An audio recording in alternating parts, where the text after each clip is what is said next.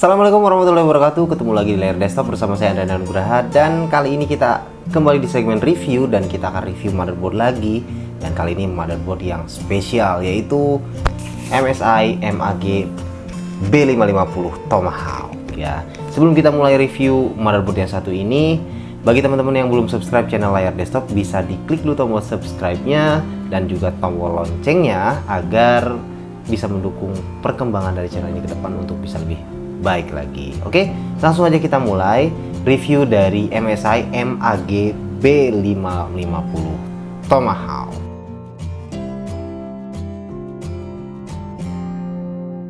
Oke, yang pertama kita unboxing dulu apa saja yang ada di dalam boxnya. Langsung aja kita buka.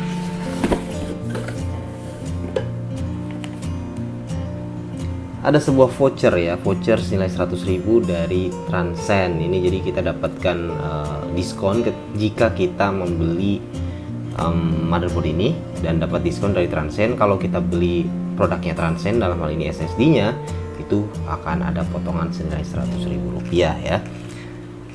Kemudian seperti biasa, kartu garansi ya, dan pastinya ada motherboardnya ya. Ini motherboardnya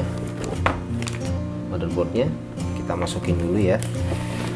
Kita lihat apa lagi yang ada selain motherboardnya pastinya ya.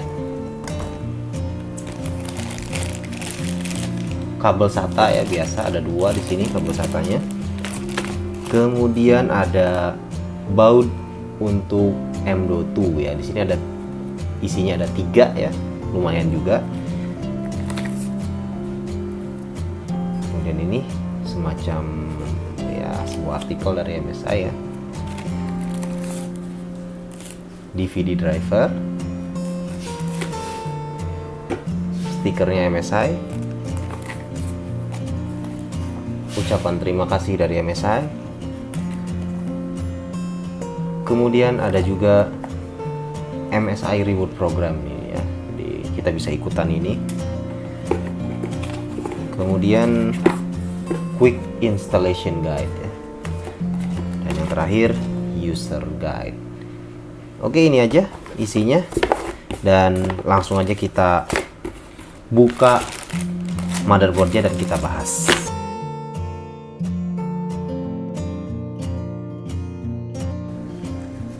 Oke teman-teman, langsung aja kita bahas mengenai spesifikasi dari motherboard MSI MAG B550 Tomahawk ini ya. Yang pertama kita akan bahas mengenai VRM-nya. Di sini VRM-nya menggunakan 10+2+1 power pace, di mana 10 pace-nya di sini dia digunakan untuk CPU power systemnya, kemudian 2 pace untuk SoC, dan 1 pace untuk APU power digital PWM IC, kemudian load line calibration dan juga over voltage protection. Kemudian juga pastinya VRM-nya dibaluti oleh heatsink di sini. Heatsink yang berukuran cukup besar ya, yang tentu saja langsung direct touch terhadap MOSFET-nya. Ini adalah desain VRM yang jelas bukan sembarangan ya. Ini bahkan didesain untuk bisa support sampai ke Ryzen 9 3950X sekalipun ya. Jadi CPU 16 core masih bisa dijalankan di motherboard ini dengan lancar. Bahkan dengan overclocking pun di sini kelihatannya masih sanggup nih motherboard yang satu ini untuk sampai ke level Ryzen 9. Jadi ini benar-benar secara VRM sebagaimana biasanya sebuah Tomahawk itu adalah VRM-nya memang selalu spesial, dan Tomahawk B550 ini juga punya keunggulan dari sisi VRM yang juga spesial di kelasnya ya.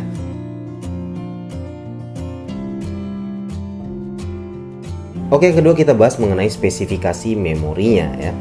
Sebagaimana layaknya sebuah motherboard kelas mainstream, pastinya sudah punya 4 slot DIMM ya di sini ya.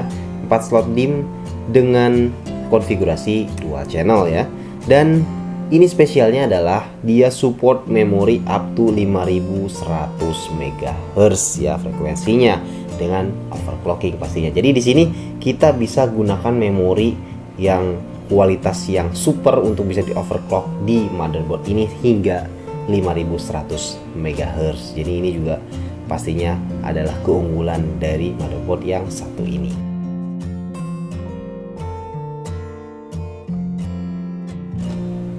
Berikutnya kita bahas mengenai storage ya. Di sini ada 6 slot SATA 3 yang mana keseluruhannya sudah menghadap ke samping. Jadi ini bagus ya untuk tentu saja nanti proses perakitannya akan lebih rapi untuk cabling-nya ya. Kemudian ada 2 slot M.2 ya, dimana satu slotnya ya ini yang slot utamanya itu adalah pastinya Gen 4 ya. Jadi PCIe 4.0x4 untuk M.2 nya ini adalah keistimewaan dari motherboard B550 pastinya ya. Dan pastinya juga sudah ada semacam thermal guard-nya di sini. Kalau istilah MSI ini disebutnya sebagai shield frozer ya. Dan slot M.2 keduanya itu adalah Gen 3 ya. Jadi M.2 3.0x4.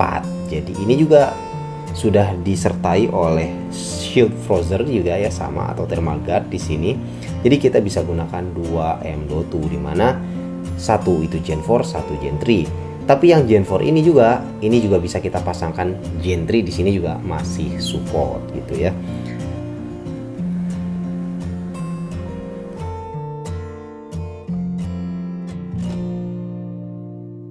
Kemudian berikutnya kita bahas mengenai expansion slot.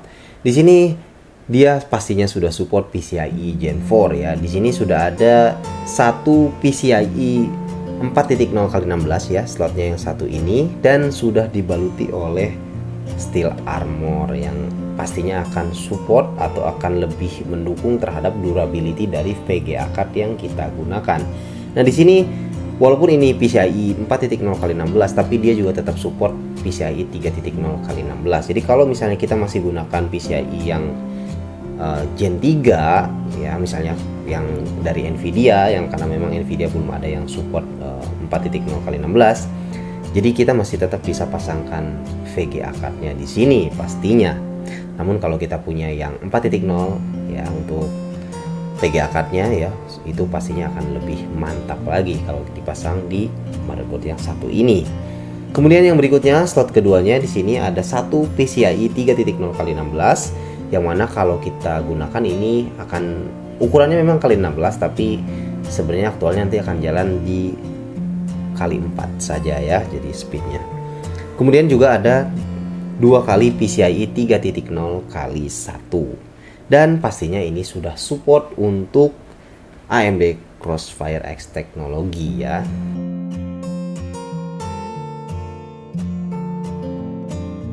Oke, berikutnya kita bahas mengenai internal konektor. Yang pertama seperti biasa pastinya ada 24 pin untuk ATX power connector ya. Kemudian untuk CPU power connectornya di sini menggunakan 8 pin.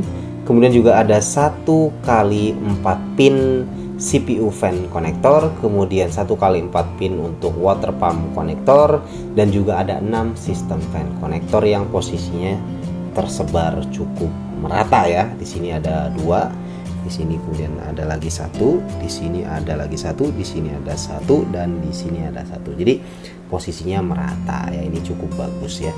Kemudian berikutnya juga ada 2 kali 4 pin RGB LED konektor ya, yang mana posisinya ada di sini dan di sini. Kemudian ada 2 kali 3 pin rainbow LED konektor ya, posisinya di sini dan juga di sini. Dan berikutnya ini yang spesial, yaitu ada juga USB 3.2 Gen 1 Type C header di sini ya, untuk ke front panel di casing. Ini jarang ada dan ini luar biasa. Jadi kalau kita punya casing yang sudah ada support untuk USB Type C, ini bisa kita pasang di sini. Kemudian yang berikutnya ada USB 3.2 Gen 1 Type A header ya. Dan berikutnya ada juga USB 2.0 header ya, ada 2 di sini.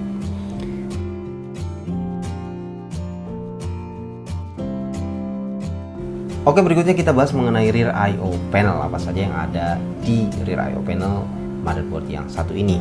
Yang pertama ada flash BIOS button ya, sebagaimana khasnya sebuah motherboard dari MSI biasanya memang ada flash BIOS buttonnya. Kemudian ada PS2 combo port di sini. Kemudian ada juga 2 USB 2.0 ya.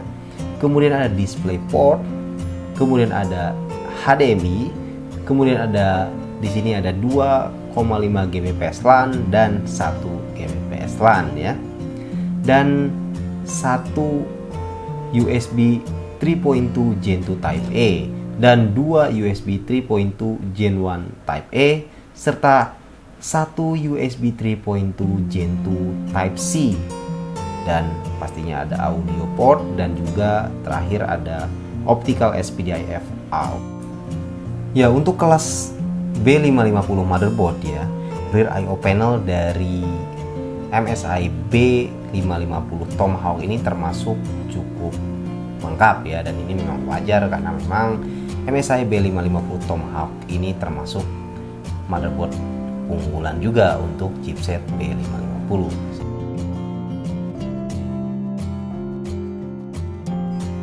Oke teman-teman, itulah tadi hasil review dari MSI MAG B550 Tomahawk ini ya. Jadi secara spesifikasi tadi sudah kita review, dan apa aja sih yang bisa kita highlight dari spesifikasinya tadi yang menjadi hal yang istimewa dari motherboard satu ini ya. Yang pertama yang saya highlight di sini adalah mengenai kualitas VRM-nya ya. Dari sisi power pace design dia 10+2+1, yaitu menurut saya cukup serius di sini nih ya. Jadi ini sepertinya didesain VRM-nya bukan untuk prosesor-prosesor kelas Ryzen 5 ke bawah ya. Ini sepertinya didesain untuk bisa menjalankan Ryzen 7 ke atas ya, bahkan ke Ryzen 9 3950X sekalipun ya. Beberapa reviewer bahkan sudah ada yang mencoba motherboard yang satu ini dipasangkan dengan 3950X atau yang terakhir dengan 3900 XT pun ini masih mumpuni bahkan untuk dilakukan overclocking sekalipun. Jadi ini sepertinya memang VRM-nya didesain spesial gitu. Jadi ini adalah keunggulan utama dari motherboard yang satu ini menurut saya dari sisi VRM-nya. Kemudian berikutnya pastinya kalau B550 jualan soal PCIe Gen 4 pastinya ya.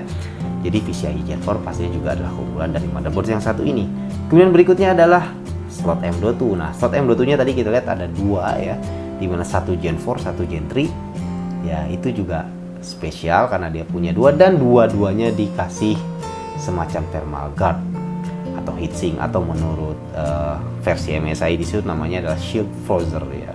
Jadi itu sangat bagus sekali karena kita tahu bahwa M.2 NVMe atau SSD NVMe itu rentan sekali kalau sudah panas itu speednya akan turun drastis. Jadi butuh semacam thermal guard atau yang istilah MSI itu adalah shield frozer tadi ya.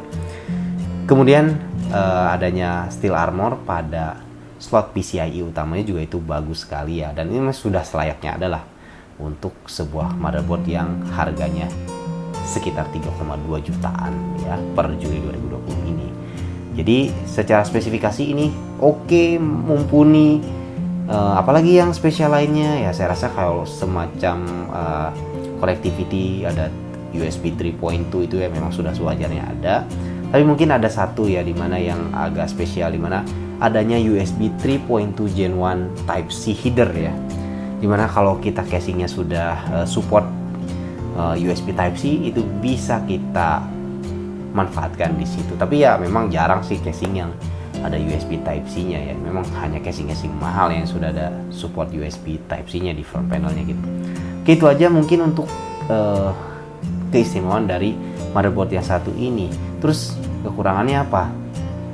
Kalau kekurangannya, kalau misalnya kalian hanya ingin memasangkan motherboard satu ini dengan semacam Ryzen 5 3500 atau 3500X atau Ryzen 3 3300X, maka menurut saya ini terlalu overkill ya. Jadi harganya 3 jutaan ini, spesifikasi yang segini hebatnya, kalau dipasangkan hanya sekitar 3300X, 3500X itu terlalu overkill. Mungkin minimum ada 3600 ke atas lah ya. Ini baru bisa atau cukup worth itu untuk kita pakai gitu kan. Tapi kalau misalnya di awal-awal kalian misalnya ingin rakit dengan motherboard ini dan ke depan akan upgrade sampai ke Ryzen 9 atau Ryzen 7, ya itu bisa juga sih gitu kan. Secara spesifikasi ini sudah sangat mumpuni untuk bisa menjalankan sebuah Ryzen 3950X 3900 atau 3900 XT yang baru keluar kemarin. Ini sudah mumpuni gitu. Jadi ini motherboard yang spesial ya. Oke teman-teman, itu aja mungkin untuk review kali ini, untuk video kali ini. Mudah-mudahan bisa memberi manfaat buat teman-teman di rumah. Jangan lupa untuk like, share, dan juga subscribe channel Layar Desktop ya, untuk membantu perkembangan channel ini ke depan agar lebih berkembang lagi. Terima kasih teman-teman sudah menonton. Sampai jumpa di video berikutnya. Assalamualaikum warahmatullahi wabarakatuh.